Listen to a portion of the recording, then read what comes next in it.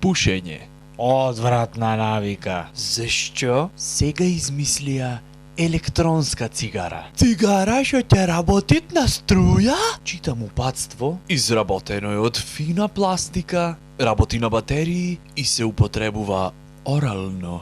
Многу е практично и едноставно упатството. Дури и на кинесци. Со 3 букви ти кажвит како се користи. Пуши го! Можеш да ја полниш и со USB. За ваша целосна сатисфакција. Plug and play. Секоја чест на тие што сакаат да експериментират со себе. Со оваа електронска цигара можете полесно да се откажите од пушење.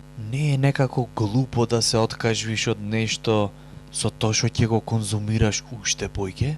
Тоа е ко да храниш змеј со плин за жена диета или да гледаш порно заради музиката. И можеш да пушиш било каде. Ам тоа не е фер. Дури во автобус? Сите усни гризат, ти се мангупираш внатре. Извинете, ги откажвам. Дури можеш да поиш и кај шоферот со електронска цигара. И ништо не може да ти речи. Сите се бунат. Ало, дај прекини човече. Шо е ова? Шо правиш бре? Мислиш нас не ни се пуши? Издржете, слегви ме сега. И како и 80% од сите производи во продавниците, и ова е измислено од кинези.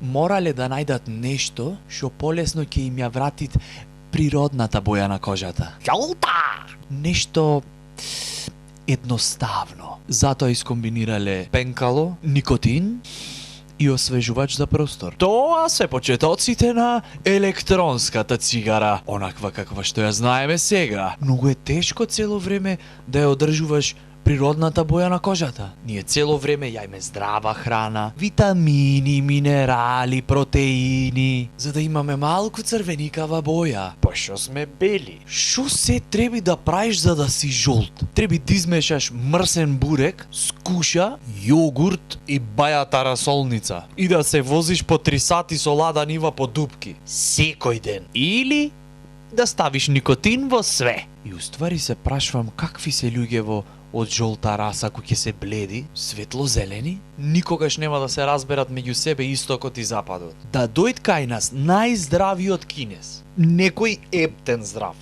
темно жолт, одма ќе го стават на инфузија. Кинеска роба. Се продаваја играчки, барбики, направени од радиоактивна пластика. Дефинитивно кинезиве се прат за да останат жолти. И веројатно со тоа сакале да гарантираат дека барбиката ќе трае доживотно. Ја кубиш нејзината коса?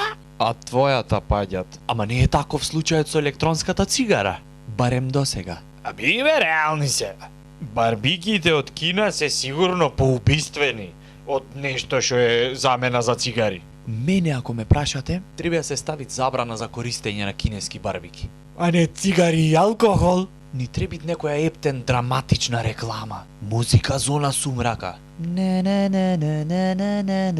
Тогаш, случајно влеговме со семејството во кинеска продавница. Тато, ќе ми купите барбика? Повели Керко. И тогаш детето ми се распадна. Ти си виновен. Купувај македонски производи. Со електронскава цигара ќе ги дознаеме ефектите по 20 години. Што значи? Ќе се журкаме 20 години? Тие гајле после тоа какви ќе се ефектите. Една од големите предности на електронската цигара е тоа што нема пепел и неубава арома. Тоа е многу важно за мене.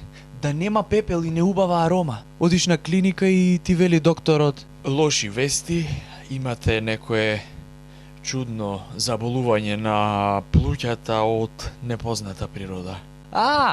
Од електронската цигара може да е. Ама од лошо има ти полошо. Ам замисли сега да имаше пепел и неубава арома. Кој ќе ти чистеше дома ти? Вака сега ќе ти дојд некој нагости дома.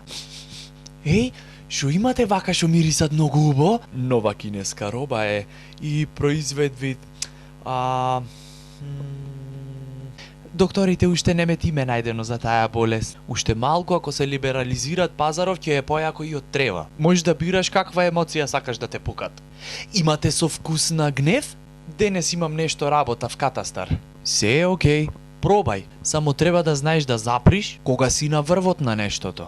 Малце е заебано ако нештото е врвот на твојот живот.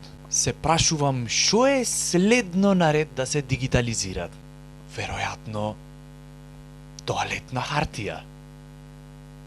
Bam bam bam bam bam bam bam.